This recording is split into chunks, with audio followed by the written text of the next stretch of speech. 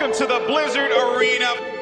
And the quest for a champion begins today. The anticipation has been building, and it is finally time. We are live. Are you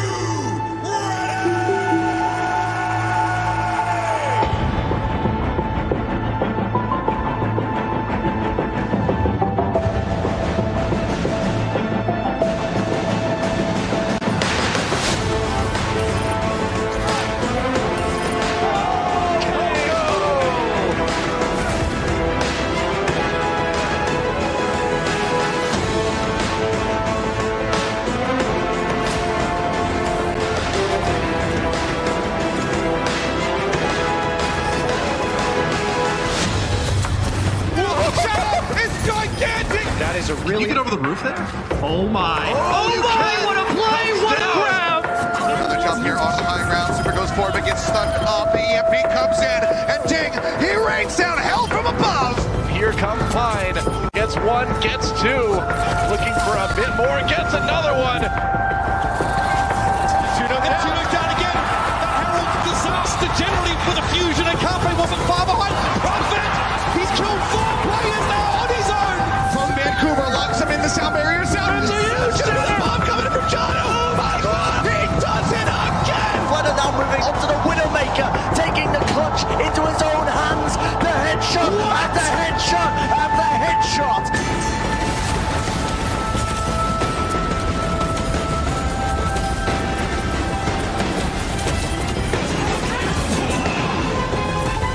Okay, I like this for the Gladiators. We're going to try and circle around. I'm going to call this the merry-go-round because it makes me laugh. Makes me happy, and Shortfall switches to the Widowmaker at just the right time!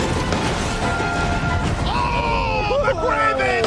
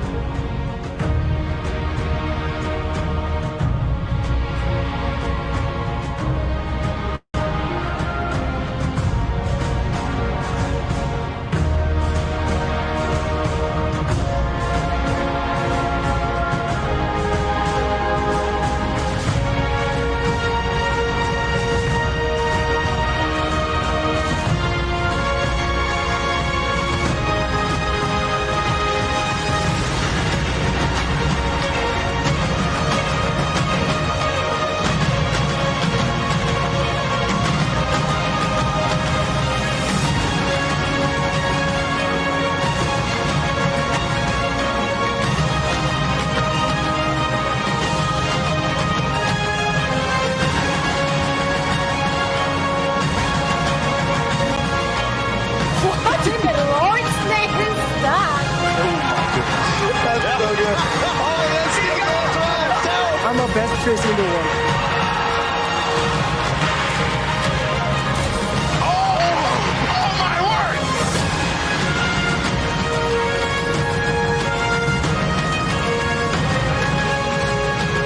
I mean, you could have told me that you spoke English, honestly. The fans never thought they'd see this day. It took 43 matches. Feels like a really emotional moment here.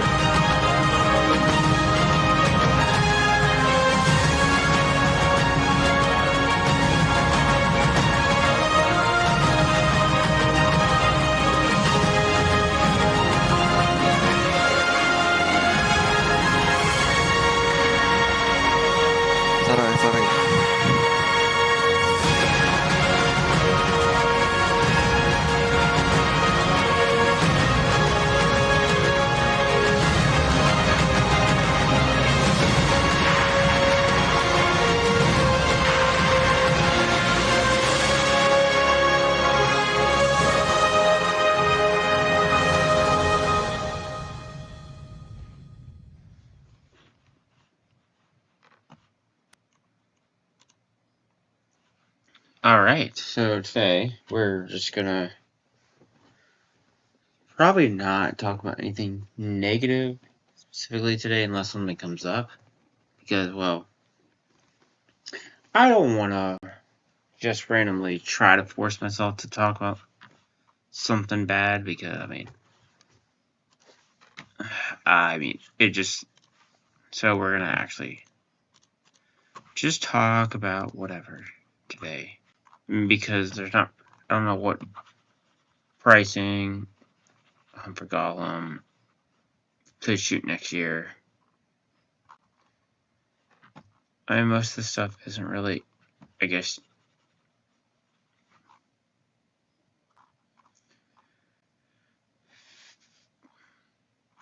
Yeah, I guess we could talk about maybe ink, I guess. But the thing,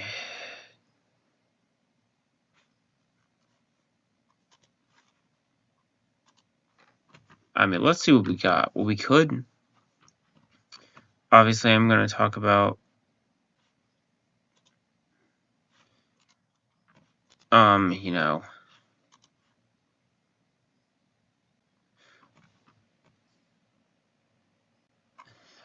just just gonna talk about whatever because it's 10 years. Might as well. I've been on YouTube for 10 years now, as of the 20th of October.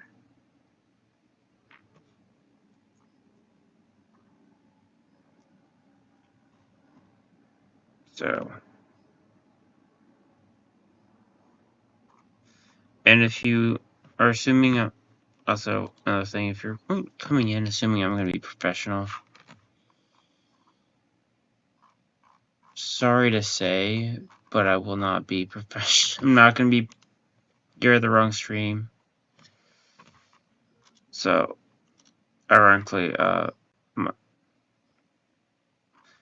YouTube anniversary actually consisted of multiple people anniversaries at the same time.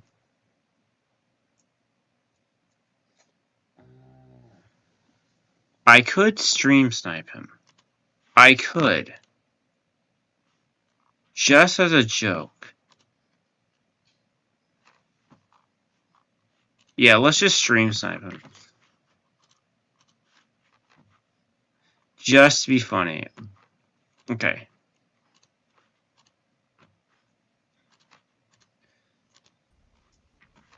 Yep. We're just...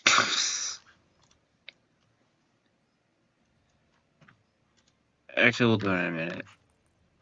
Wait.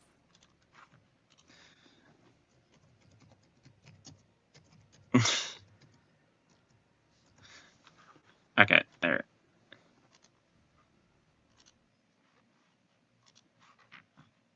Dang it, it doesn't... I guess it doesn't work. I broke it. I broke the stream. I guess you can't stream snipe.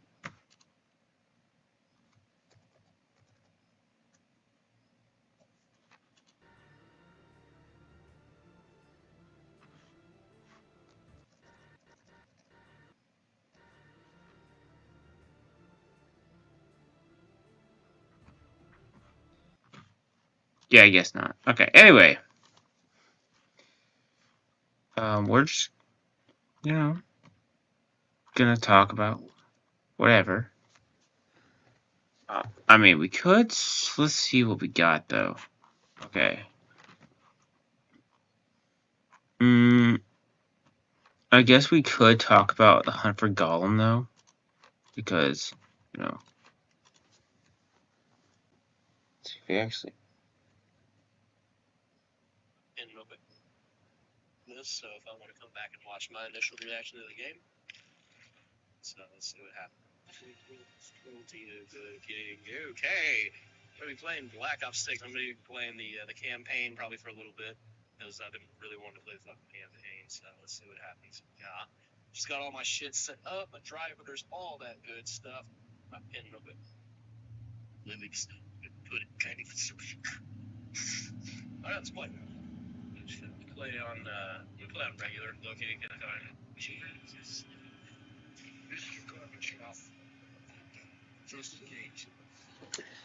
Anyway, let's see.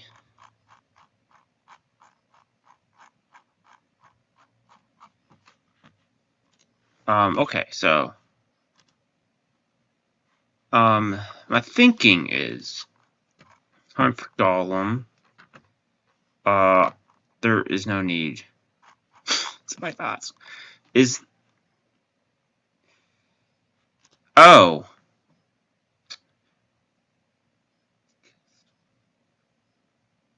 Huh. Interesting. Is it okay now? Is it okay now? Because I'd like to know if the stream is working now. Because if not, I could just try to reset it. Maybe. Anyway. I mean, I'm going to try not to be negative today because, hey, this week, kind of a happy time. Or a good, I guess you could say, I mean, they're trying to make Hunt for Gollum. I'm just going to skim through this. Yeah, there's no reason.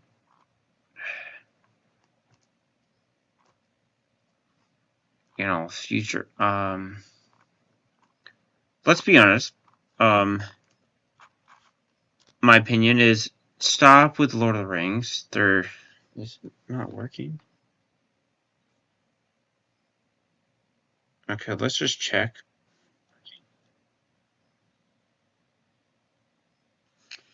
Okay. I see. Gotcha. So it could be a YouTube problem more than myself, but wouldn't be surprised if, you know, my internet or my side's just being weird. Oh yeah, YouTube has been having that problem recently that happened on Hypnocast and Griffcast where sometimes it just stops working and I have to refresh the page again. It's stupid, but it happens for some reason. I don't know why. It seems to be only Hypnocast though. But anyway, there's no reason for, Lord of the Rings series or Hunt for Gollum. I don't see a reason. Now, this one is interesting because, Star Wars, let's be honest, Star Wars, no one cares about it anymore. So, it's rumored that James Mangold's Star Wars films focus on the creation of the Jedi Order, which they should have got Luke to do that, but that's neither here nor there. Around next year. Well, the theory is, or the thinking is that this movie does not come out. Like, at all. At least, that's what Ryan thinks. Oh, speaking of, where is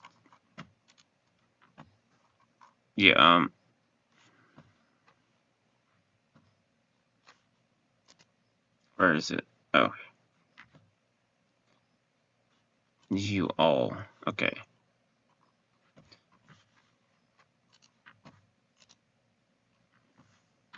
Anything that has the Sweet Baby Ink stench on it is effectively dead.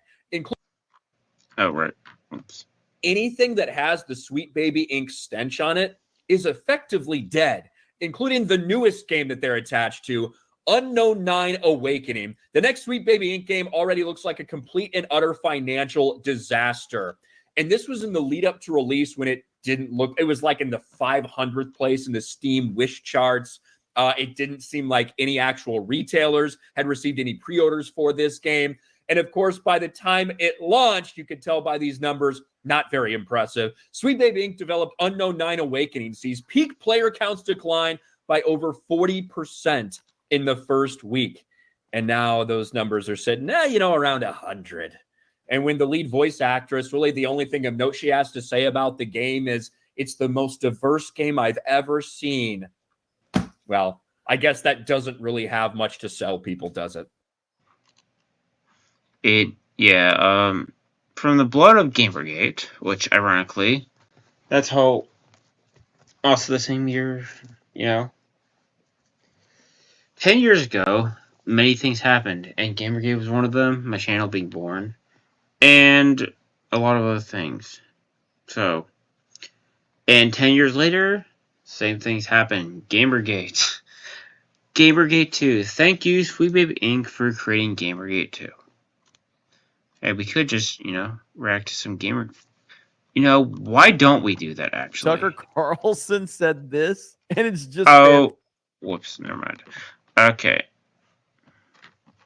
That's an hour long. Okay.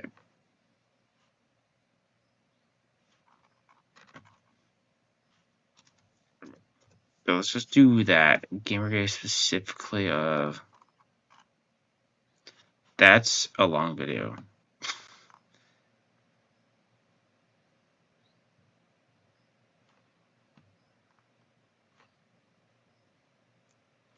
Is this the one? I mean...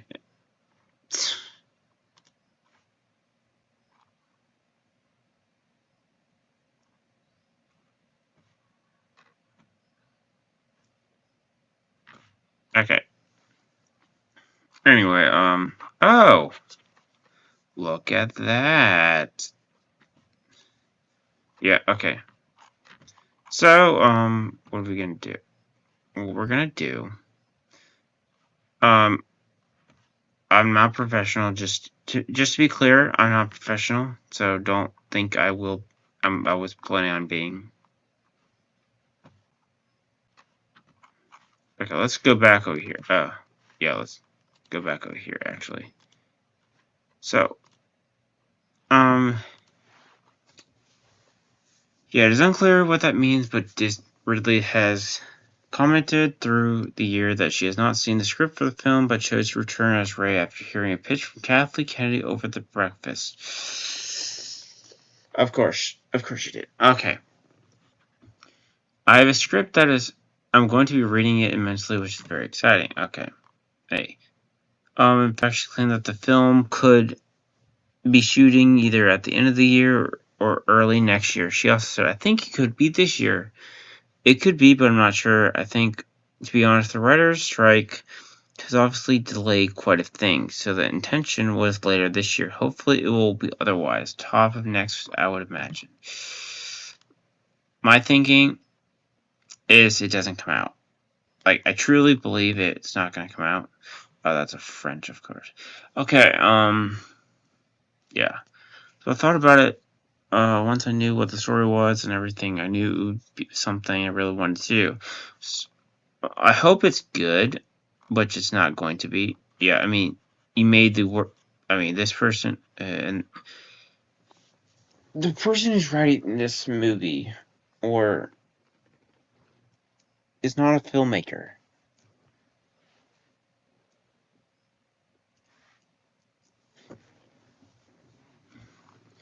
Was announced at Celebration back in last year. Yeah, and then Indiana Jones, that was very successful. There's the biggest flop in entertainment.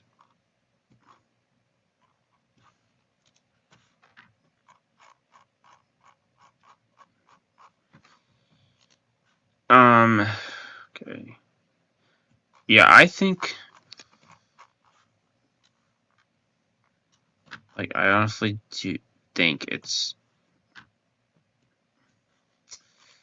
not gonna be good. Let's just say how it is.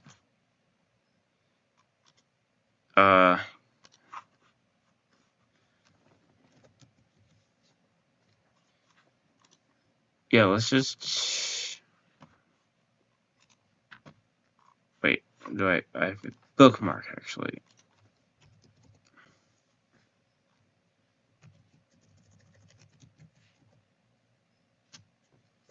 Do I not have it bookmarked? I thought I did. I guess I don't have this bookmark. No, I do. I guess I do. Okay, let's see what we got here.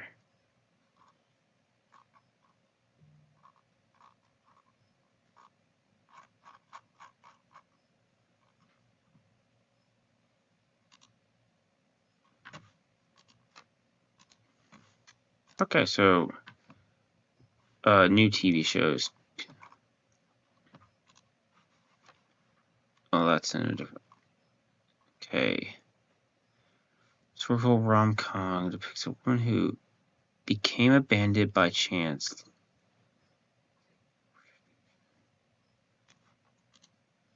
Oh.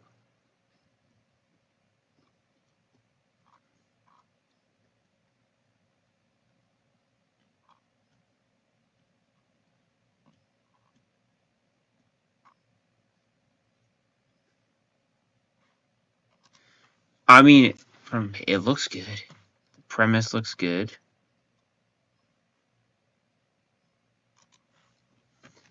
Okay, so what is this one?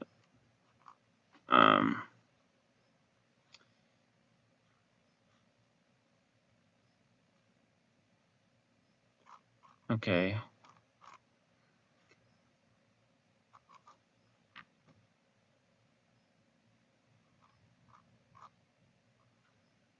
Tilly, okay.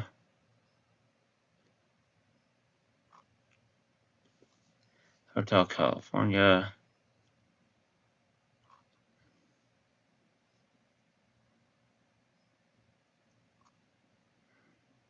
I mean, that's going on right now, so, you know.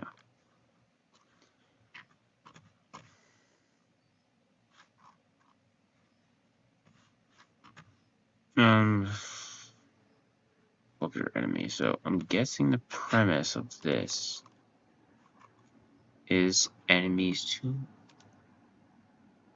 lovers. I'm guessing. Alright, so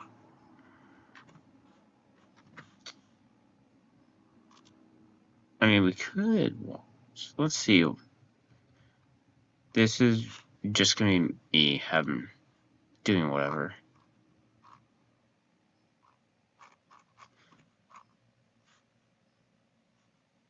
Let's look what we got. What we can watch. Oh, actually, this is a good one to watch. Actually, it's on D&D.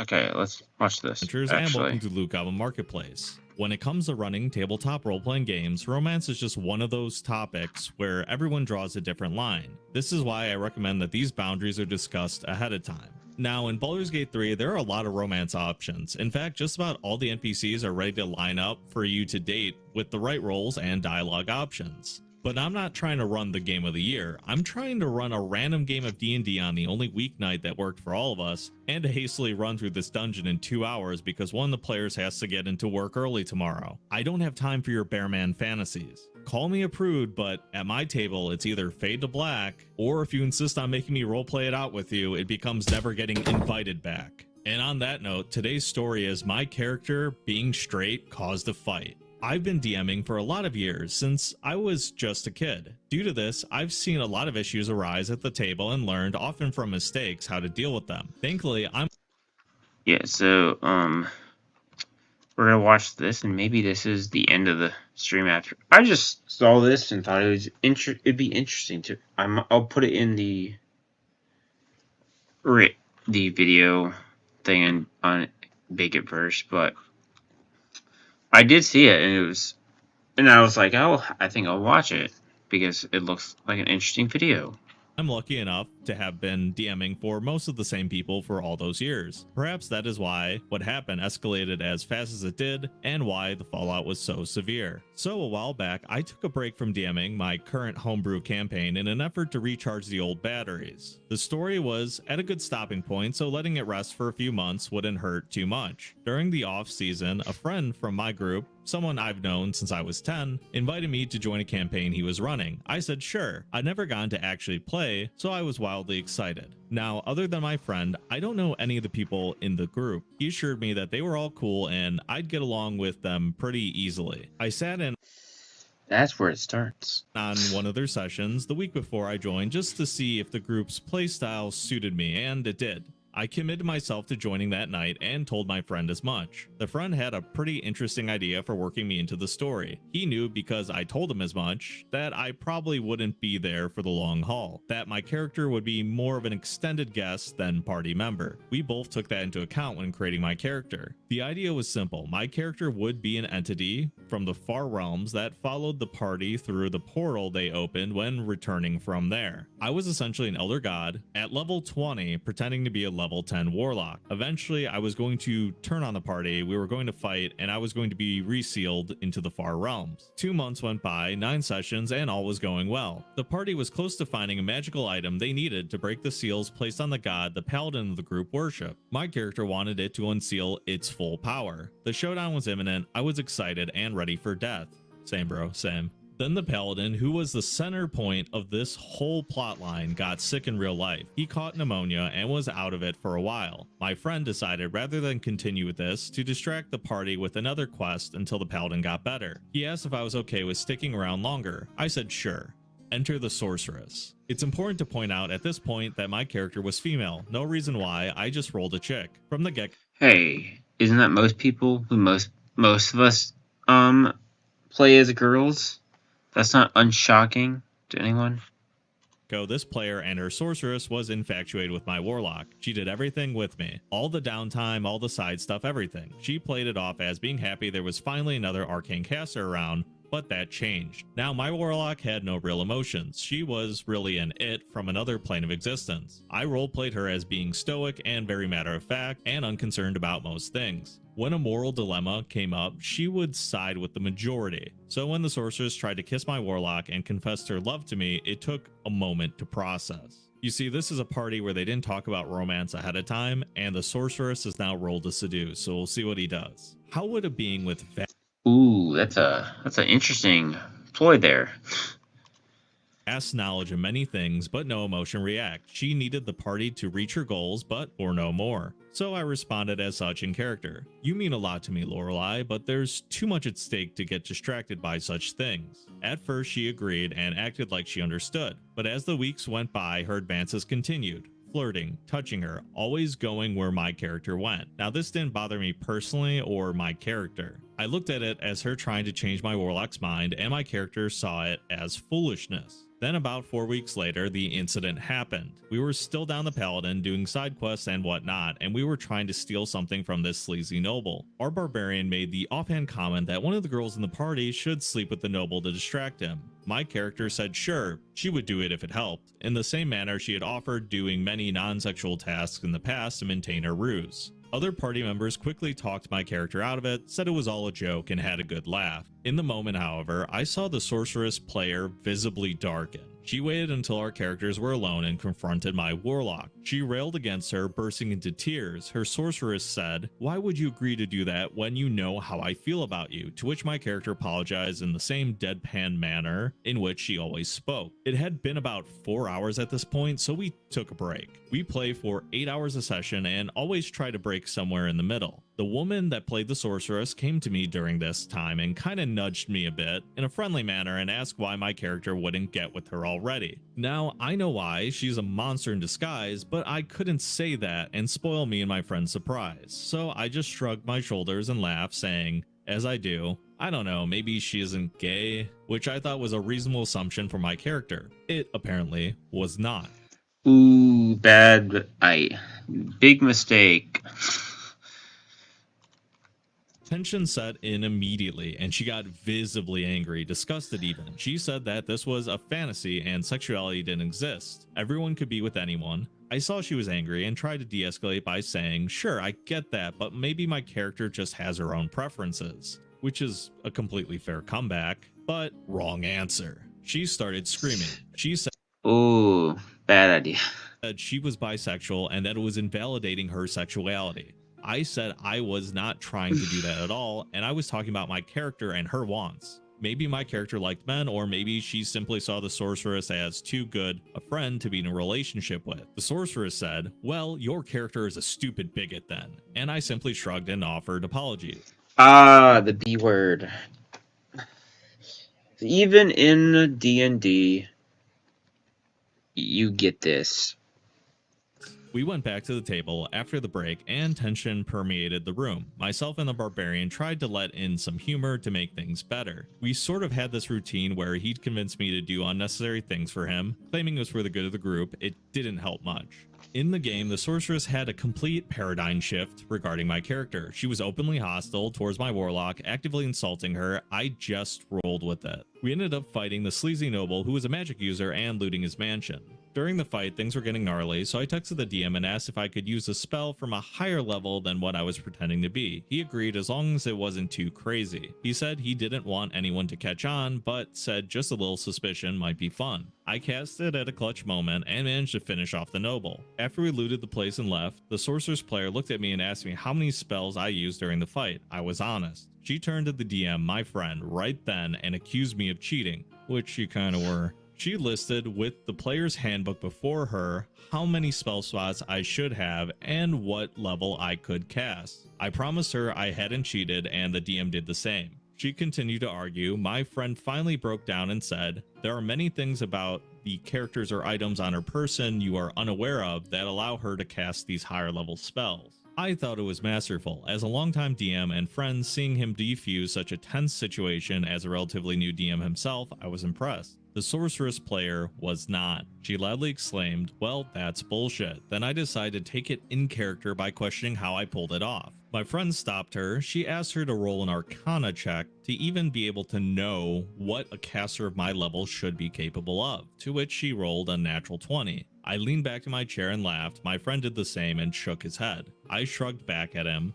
We were both awfully amused at our luck. He told her the truth. A caster of my level shouldn't be capable of a spell that high. I know nat 20s aren't supposed to work on skill checks, but the truth here is if you don't want an outcome to happen as the DM, just don't ask them to roll and you avoid situations like this entirely.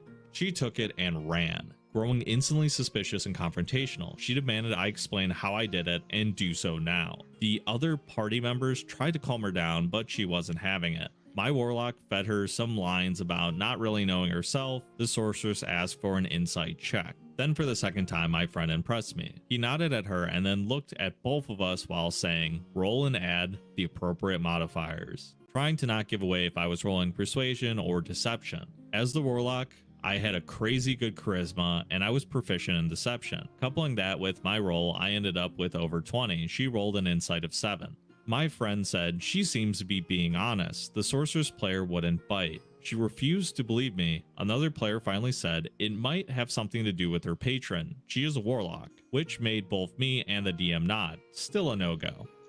Seems like she's just causing problems where there shouldn't be one. I mean, you're just complaining. She said, tell me the truth now or die. Now in Well, that's a bit excessive. In both my games and in this game my friend was running, PvP is cool. Player privilege is respected. Anything your character would do, you can. I understand this when joining and even like it in games I'm in, making things more interesting when you're among friends. My warlock told her, I will say no more. Then she attacked. We rolled initiative and began to fight. The other players backed off, literally saying this is between you guys. About mid-fight, I started to get low in HP. We both were, so I looked to the DM. I said, I'm hurting pretty badly and reaching the breaking point. With that in mind, and believing I may be facing death, would I hold back?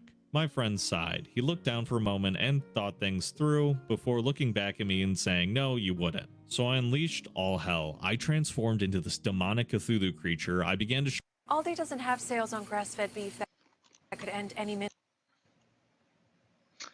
Anyway. Destroying the town, stomping the sorceress, all kinds of awesome. Then the rest of the party, seeing this, joined in. The fight was really enjoyable, and at about half HP, I laughed at them, summoned a lesser monster, and ran off towards a temple holding the item I need to break the seal on my powers. We all had a good time with it, but after I talked to my friend, we were both sort of let down. We were minus a player, which always sucked when big stuff happens. The metagaming and hostility by the sorceress player made it feel sort of cheap. It is what it is though. They finally arrived at the temple, and my friend asked if I wanted to sit in and run my guy for the boss fight. I turned him down, but it did make me think back on all of this. Some people can't disconnect from their characters. I know this, but it was still shocking. It's weird to think about, but if I just would have agreed to have lesbian sex with their character, none of this would have happened. But would that be, okay, the problem is that, would that be okay with you? Like, if you did this, instead of just keeping your character how it was, is that worth it? Is it worth changing one thing you feel like your character was just to avoid a confrontation? I would say no. Yeah, that might be true, but your player character's identity doesn't invalidate another character's identity. You are never a bigot for dating within your own preference. And if you want to opt to not date at all because it was never a factor when you created this character, that's fine too. If your party hadn't discussed romance as an option ahead of time, don't feel like you have to say yes to keep the peace. I know this party discussed a number of things ahead of time, and PvP was one of them. I personally don't run PvP because I have two issues I notice with parties that regularly engage in it. One, players think that things like persuasion rolls and deception rolls are effectively mind control spells, which means that any non-charisma character will auto-lose, which sucks. And two, everyone claims they like PvP until it is their character that is dead, and then all bets are off. Now, there is an update that the author provided, so I'm going to read it now to give full context on the story, because there were some great questions asked here. Update: I didn't really think this would turn into a real thing. Imagine my surprise when I looked at my phone this morning. After going back and correcting some mistakes I made on my phone when writing this, I decided to read through the comments, most of which are amazingly supportive. I can only thank you guys for that much. I did notice that many of you had questions I just didn't think of or have time to answer. I wanted to go through the ones I saw get asked from most of you guys. Was the sorceress into you in real life? I didn't even think about this, if I'm being honest. I was engaged to my wife at the time, so I just sort of figured anything like this was off the table. If that is the case, though, I sort of feel like a dick, but it wouldn't have changed anything. I still would have rejected her due to being in a relationship. If your characters are getting along well, and they're, butting into this RP relationship, and one person's totally not serious, and the other person is using it as a means to test out, if you date them in real life, that's going to be a problem later on. 8-hour weekly sessions. Yes, well, 6 to 8 hours usually. I didn't think this was a huge deal, but apparently it is. This has always been our norm. My group has been playing just about every week since we were middle school for roughly the same amount of time. I want to note that my friend, who was the DM in this story, was doing this twice a week. Once as a player in the game I DM, and then DMing his own campaign. I thought this was really cool to read. The fact that they're able to have two parties that Wizards of the Coast actually had killed their entire company in a sense. You see that how most people nowadays, they don't use Wizards of the Coast, they use their own made-up version because Wizards of the Coast changed it and did their whole Black Aragorn stuff and also insulted their entire fan base. That was the same with Warhammer, the same with most of these tabletop. Now, unfortunately, tabletop has now gotten infected by this crap. I mean, I played off, not official. It was mostly, I did a Star Wars one and a pirate anime one. It wasn't an official one. So I never did official Wizards of the Coast or D&D ones. It was our own made-up versions. That are so reliable, so willing to play for a long period of time is fun, and it sucks to see stuff like romance options put a wedge in that. Why didn't the DM stop the game after the argument in the kitchen? He wasn't there. He left to go pick up some pizza with 2 of the other players, leaving the barbarian, sorceress, and myself at home. I decided not to say anything to him to cause tension because I was a guest. I didn't want to break up his home game because of some childish spat. I'm a man and I can handle people not liking me. I just shrugged it off. In hindsight, that was probably a bad move. And I'm glad he points that out because obviously it was not the end of that. And the sorceress instantly became hostile, and giving the context of the DM might have been pretty helpful. Maybe he would have shut down things quicker if he knew that there was a very personal blow up that happened beforehand, and this isn't just, you know, her playing the game.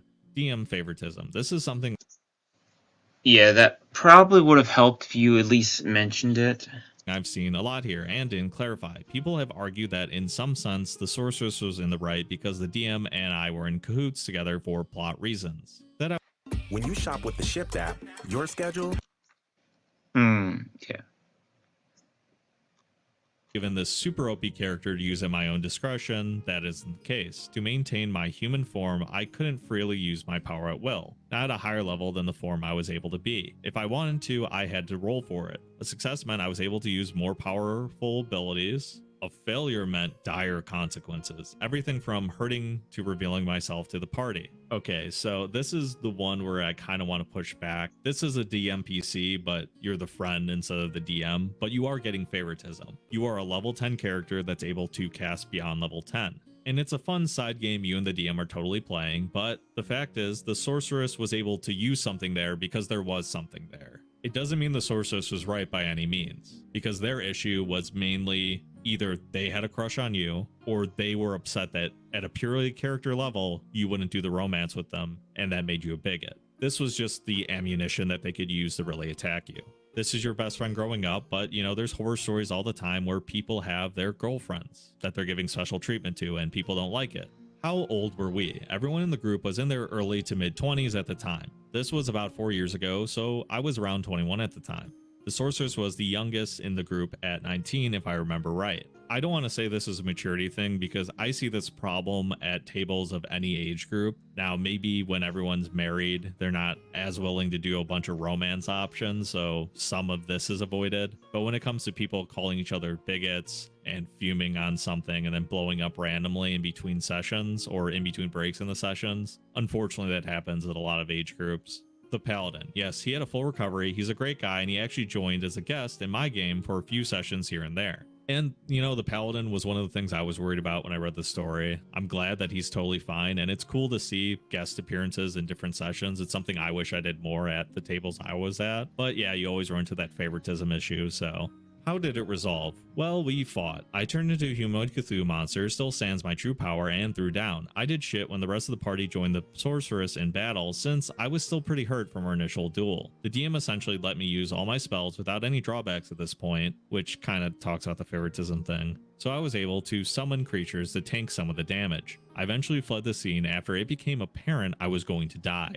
I was invited back for the boss fight. I turned it down. I was assured no tension would be present, but I still said no. Not because I wanted to avoid drama though. Boss fights are the only time DMs get to actually cut loose and play the game. I didn't want to take that away from my friend. My character did eventually die. The sorceress got the killing blow. Apparently she got a very emotional moment of character development as she killed my character, saying that she still loved her, or something along those lines, while delivering the final blow. Hearing this was bittersweet. I certainly had harsh feelings towards the player, but I can appreciate the narrative. I think wrapping it up like that was a good way to end it all. And I agree that with the hand that was dealt, that was a great way to end the story, especially since you were removed from the situation and didn't have to roleplay it with them. As long as the DM was comfortable acting as this love interest turned enemy, there really isn't an issue with that dynamic. I just want those listening to remember that even if something would be fun to do in-game and a great arc for your character, you aren't playing a dating simulator or writing the next great fantasy novel with a romance subplot. These are living people who spent the same amount of time out of their day to play D&D. So make sure to check with your party ahead of time what is on the table, or just avoid it altogether like I do.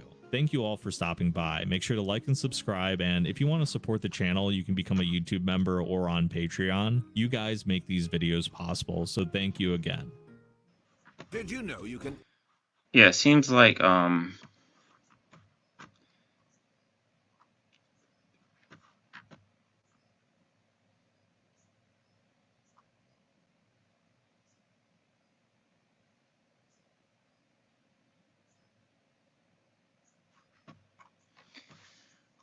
Seems like miscommunication issues as well. Simple. My character would.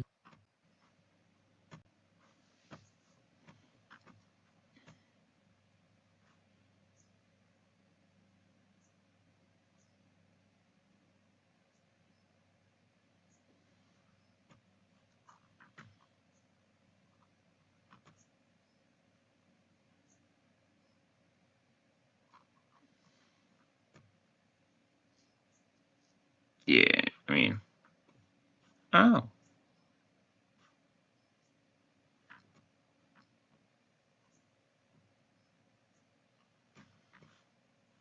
Yeah, so it seems like a miscommunication between the main person and the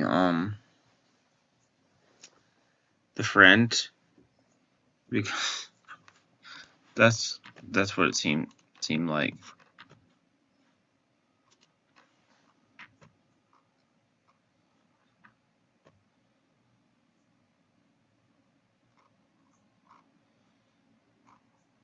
Seth.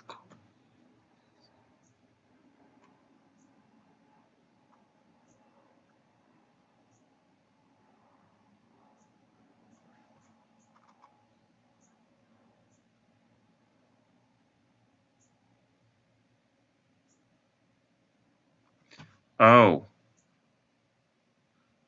a Mary Sue video?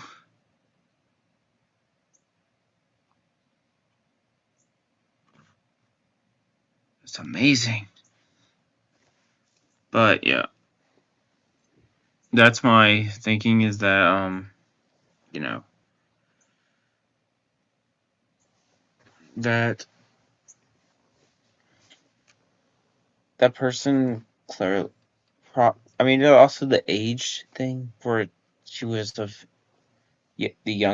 youngest person in the party, and he was probably the oldest one out of the people, and also maybe he's friends with the DM and stuff. For it could have been that she had a crush on you, and you said it also made the character, you know, how gay, or she got mad and started being hostile. You probably should have mentioned it to your friends, like, you know, this.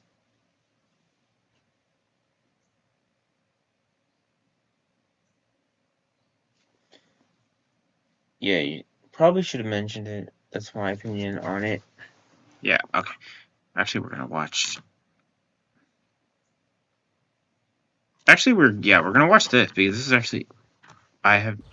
Mornings. The golden hour of cold and flu symptoms. I'm feeling better. Cough? Congestion? Mary Sue is a character we all know and hate. Flat, emotionless, good at everything they do, incapable of... Okay, the Mulan one hurts. That, I hate that movie. Is worse. It's just forgettable. Also, so that one's painful. Fault or defeat, these characters cheerfully parade through many popular books, movies, and TV series. Hey, come on, Divergent doesn't count. Come on. Serving as a sort of idealized self of the author's fantasy and making us groan in dread every time we see another one of these characters. Everyone agrees that Mary Sues are so overused and unlikable that writers should just stop making characters like this. But how do you know if you're writing a Mary Sue into your story? That's what we're going to explore in this video. The 7 signs that your character might be a Mary Sue or Gary Stu, and what to do to fix these problems. Gary! So that you can root for your characters and fall in love with them. Before we get into this discussion, I first want to ask you to hit the subscribe button below this video. Not only does that help my content rise to the top, but it also makes sure that you never miss a new video, live training, or special event from me as we explore writing and publishing together and making your author dreams come true. Lots of fun stuff happens on this channel, and I want you to be here in the community for it. So hit the subscribe button below this video. It'll only take a sec. Click, click, click, click, click, click. Now let's get into this discussion. Sign number 1 that your character is a Mary Sue. They have no flaws or So, Rise of Skywalker and Rey. weaknesses. This is the biggest glaring sign of a Mary Sue. A character who doesn't have any flaws or weaknesses. You look for one, but you can't find one no matter how hard you try. It's just not there. She's perfect. She's flawless. She has no faults. None. This character does everything right. They never make mistakes. They're never tempted by vices or weaknesses. They are, in essence, the embodiment of enlightenment. They do exactly what the plot needs them to do, and their entire personality can basically be summed up as save the world. I want to serve. At least we're trying to do something that matters. And I'm all the Jedi. That was so bad in that movie. There's actually I might show it in another stream next week or something. There's actually a video. Actually, I might do it at the end where someone actually made this scene, but 10 times better. How do you fix this problem? Give your character flaws. Let them have weaknesses and misbeliefs that psychologically trip them up and make them struggle as they pursue their goal. Sign number 2 that your character may be a Mary Sue. They're naturally better than everyone at everything they do. It doesn't matter if somebody's been doing it longer than they have. Mary Sue can do it better than anyone. The first time she tries it, doesn't matter if she's never done it before. She has a gift for everything. I can do this. I can do this.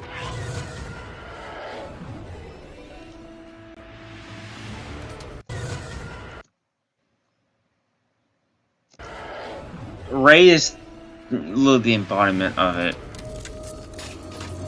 I just want to know how she does it. What's your trick? I don't have a trick. Nobody gets through it that fast. Why don't you tell us how you do it? I don't see this as much with male characters as I do with female characters because, again, with the strong female character trope, which I ranted about hardcore in this video, you may have seen it, we have gotten into the habit of writing female characters who are naturally gifted at everything. Because also they don't want guys to be powerful.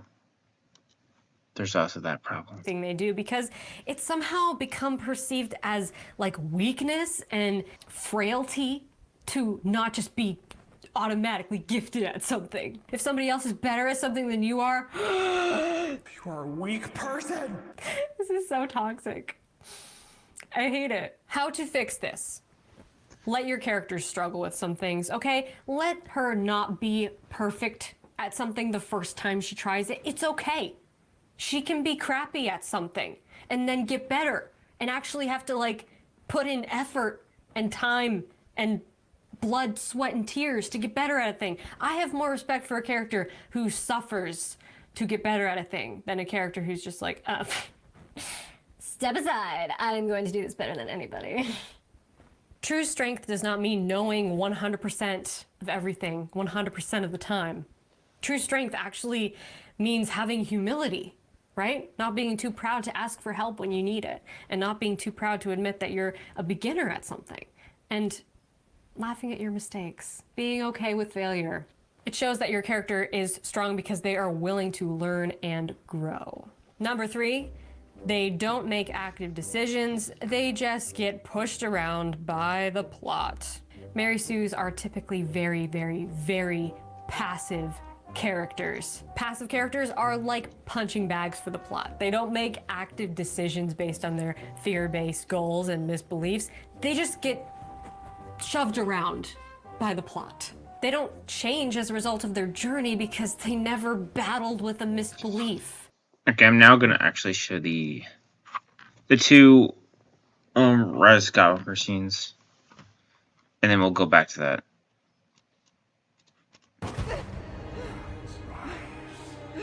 Rey, the Force will be with you, always.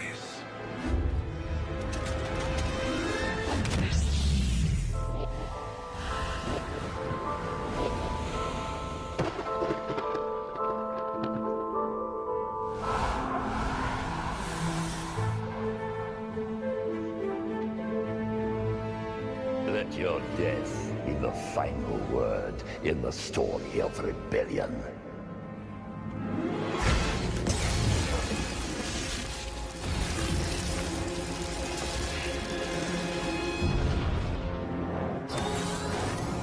Back on! This is our last chance. We gotta hit those cannons now!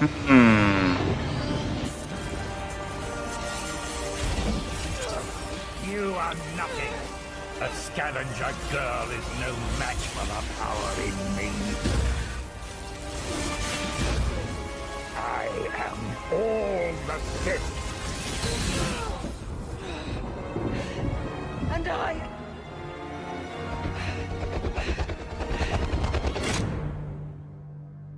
I'm all the Jedi.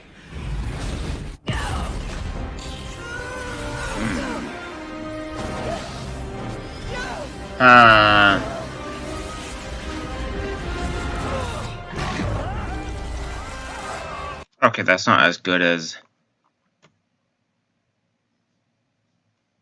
What is it? Where is it?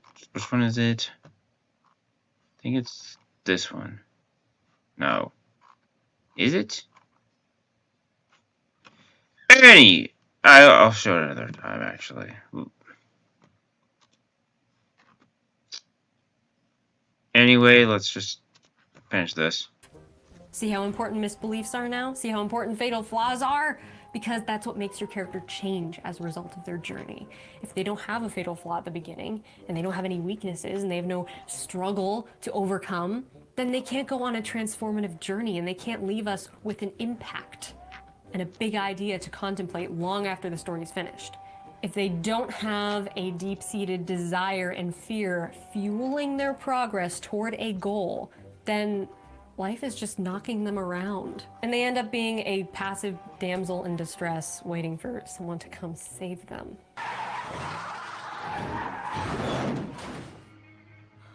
How to fix this? Make your characters active by letting them make choices based on their fears and misbeliefs. Give them a deeply rooted flaw that guides their steps. Let them ultimately choose to change their beliefs when, after the course of their journey, they come to an aha moment and change as a result of everything they've been through. Number 4, glaring sign of a Mary Sue. They don't know how divinely attractive they are.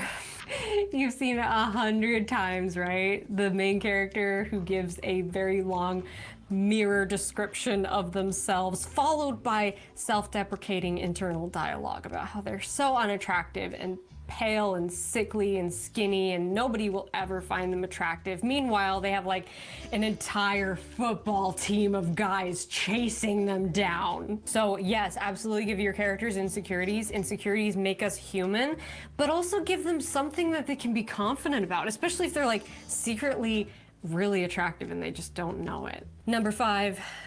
Yeah, that's a little boring. Glaring sign of a Mary Sue.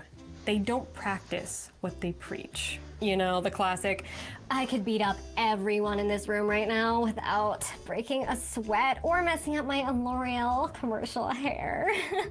But she never actually beats anyone up. She just like makes all these constant snarky comments about how badass she is without ever proving how badass she is. Insult me again, you'll taste the tip of my blade.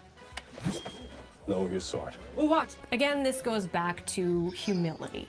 Not the Milan scene. Okay, nobody likes an arrogant, know-it-all character who is constantly bragging about their attributes or cutting others down for their faults and failings. Yes, arrogance can be a flaw. It can be a problem. It can be a negative trait that you give your character. But in the case of Mary Sue, a lot of times, her arrogance is seen as an attribute. And I genuinely do not know why. This is one of the things that makes characters extremely unlikable, when we only see this. Isn't that a little ironic? Every Mary Sue has been unlikable, an unlikable character. Every time.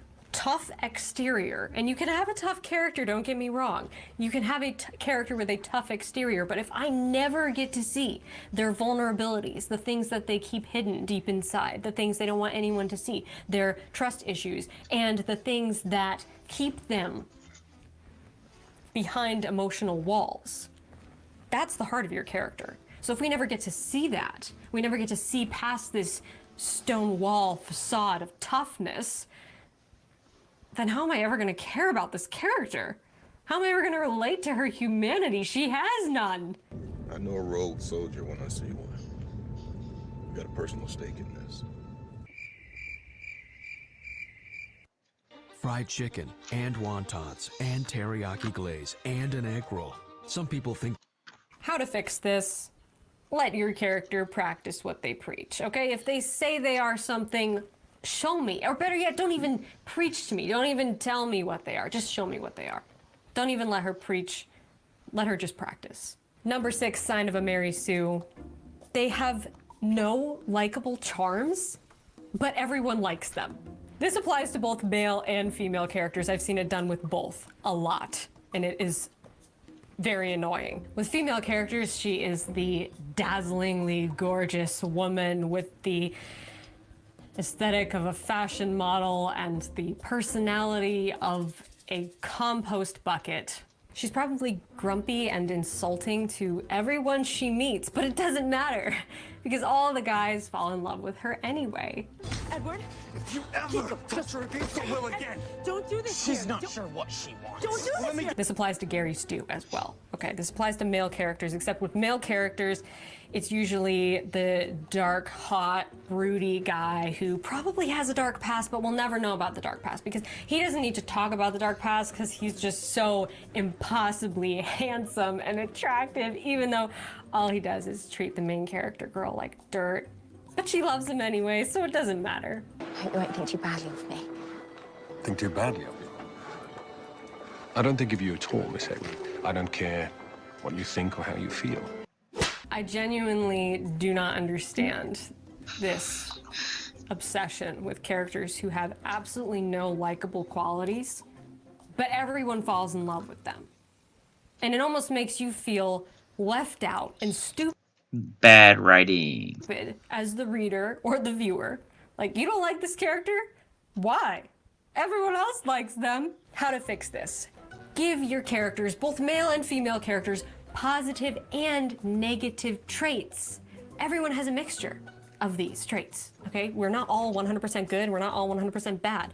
Everybody has strengths and weaknesses. So show me what those strengths and weaknesses are and how this character uses them to get what they want. And if you're having trouble coming up with ideas for this, I would point you towards the Enneagram personality typing system. It is so helpful, especially with writing internal conflict. It's a great springboard to start from, and I made a video about it here. And finally, sign number 7 that your character might be a Mary Sue.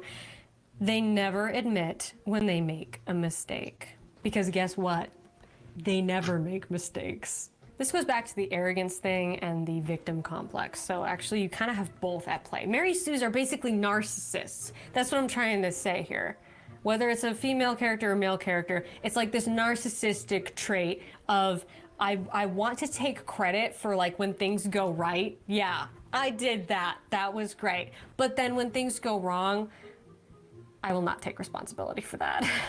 That was someone else's fault. And again, this just makes a character very unlikable. It's hard to care about a character who is constantly casting blame on others and never taking responsibility for something that was their fault. If anything happens to her, anything, it will be on your head. You would blame me. It is you that has ruined her. Give it back. I know it was you. Are you sure? Where is it? I'm sorry, this must be really embarrassing for you. How to fix this? Let your characters make active decisions and let them make mistakes. And even if they don't admit to others when they're wrong, even if they're too ashamed and proud and arrogant to admit when they're wrong, that's okay.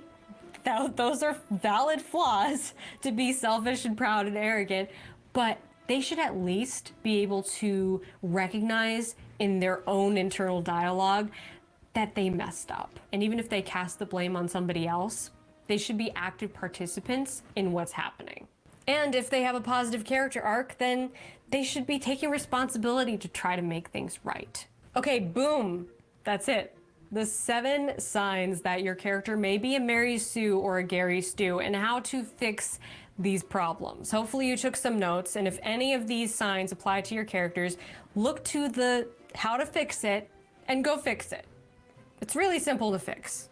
It's all you have to do is make your characters more active, more flawed, struggle with their weaknesses, pursue their misbelief-based goals, and ultimately change as a result of their journey.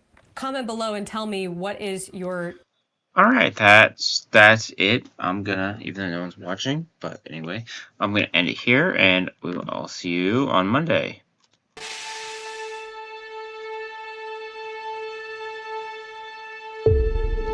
Welcome to the Blizzard Arena. And the quest for a champion begins today. The anticipation has been building, and it is finally time. We are live.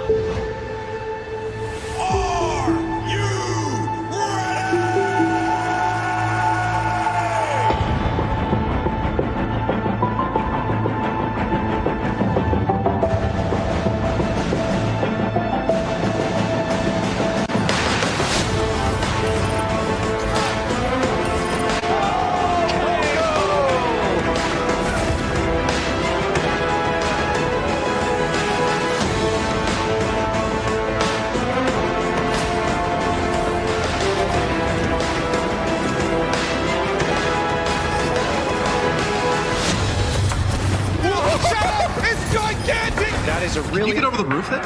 Oh my. Oh my, what a play, what a grab! Another jump here off the high ground. Super goes forward, but gets stuck up. The EMP comes in, and ding, he rains down hell from above. Here comes Pine. Gets one, gets two. Looking for a bit more, gets another one. Tuno's down again. That heralds disaster generally for the Fusion, and Carpe wasn't far behind. Prophet, he's killed 4 players now on his own.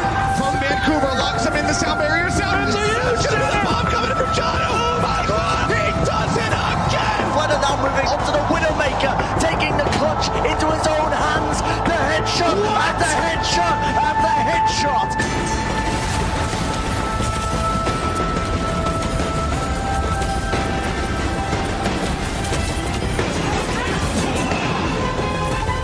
Okay, I like this for the Gladiators. They're going to try and circle around. I'm going to call this the merry-go-round because it makes me laugh. Makes me happy, and Sean Paul switches to the Widowmaker at just the right time.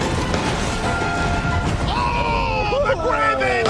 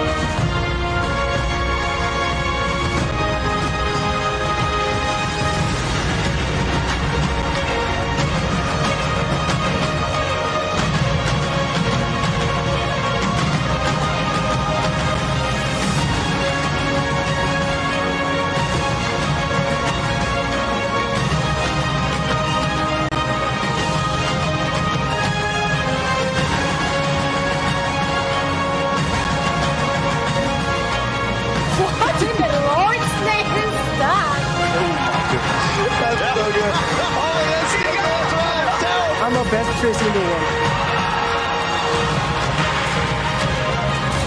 Oh my word!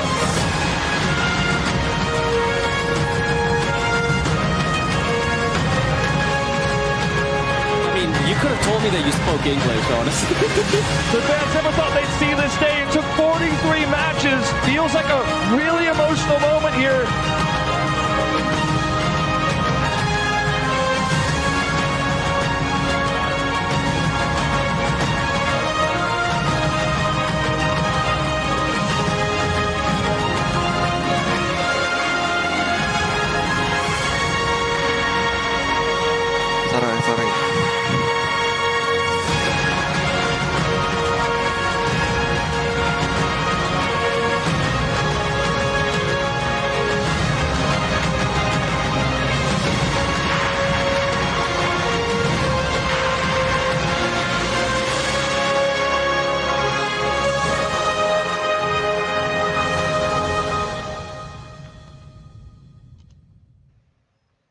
All right. I'll see you next week.